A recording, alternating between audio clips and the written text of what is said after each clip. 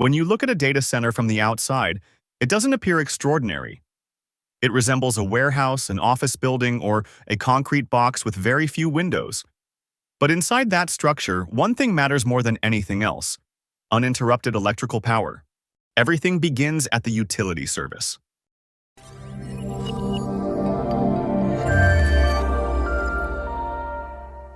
This is one story on how data centers receive and consume power. 1. Utility power.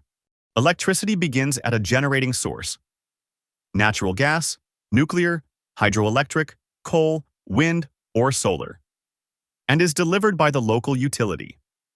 At this stage, the data center is simply connected to the grid like any large industrial facility. To move electricity efficiently over long distances, utilities transmit power at very high voltage and low amperage. Higher voltage reduces current, while the lower current reduces line losses. Power travels through transmission networks to substations, where voltage is reduced and routed toward the data center campus. This step happens upstream, outside the facility, but it enables everything that follows. 3. Service entrance switchgear. When power reaches the site, it enters the facility through service entrance switchgear. This is the first major piece of on-site electrical equipment. Service switchgear receives incoming utility power, provides overcurrent protection, segments distribution paths, allows isolation for maintenance, houses metering and protective relays. From this point forward, the facility controls its own power. 4. Transformer. Medium voltage to low voltage. Utility power typically arrives at medium voltage, often 12 to 34.5 kilovolt. Medium voltage to low voltage transformers step this down to usable building voltage, commonly 480 volt. The transformer's purpose is straightforward: convert medium voltage into a distribution voltage suitable for building systems and backup generation interface. 5. Generator. Paralleling gear and automatic transfer controls. If utility power fails, backup generators must take over. In smaller facilities, this is managed by an automatic transfer switch, ATS. In larger data centers, transfer logic is often integrated into generator paralleling switchgear. This equipment detects utility failure, starts generators, synchronizes generator output, and transfers building load from utility to generator power. The transition is automatic. The backup generators provide full facility power during a utility outage. Redundancy is essential. In an N+1 configuration, the facility installs one additional generator beyond the number required to carry the load. If the building requires N generators to operate, the +1 unit protects against a single generator failure. An Uptime Tier 2 design includes redundant capacity components, such as extra generators, though it may not provide fully redundant distribution paths. The objective is simple: a single equipment failure should not cause downtime. 7. UPS. Uninterruptible power supply. N+1 modules. Generators require several seconds to start and stabilize, while the servers cannot tolerate even milliseconds of interruption. The UPS bridges that gap. The UPS system conditions incoming power, filters voltage fluctuations, and supplies instantaneous backup power during transfer. Legacy UPS systems commonly used VRLA, valve-regulated lead-acid batteries. Modern high-density facilities increasingly use lithium-ion batteries because they offer higher energy density, reduced footprint, longer lifespan, and lower maintenance requirements.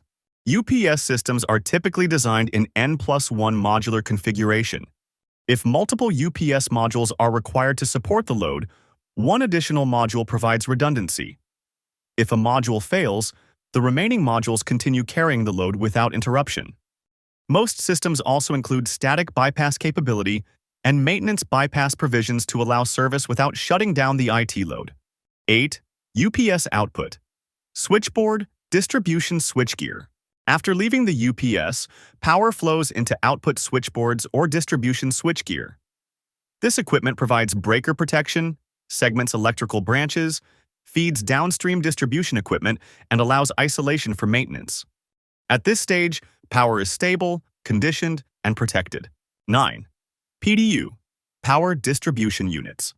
Next is the power distribution units, which step voltage down again, commonly from 480 to 208 or 415 volts depending on design. PDUs provide voltage transformation, branch circuit protection, and load monitoring. They serve groups of racks within the data hall. 10. RPP, Remote Power Panels. Remote power panels extend branch circuits deeper into the white space.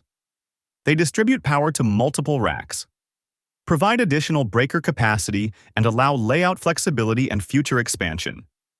RPPs improve scalability without major infrastructure redesign. 11. RPDU, Rack Power Distribution Units. Rack PDUs are mounted inside each cabinet. They distribute power directly to individual servers.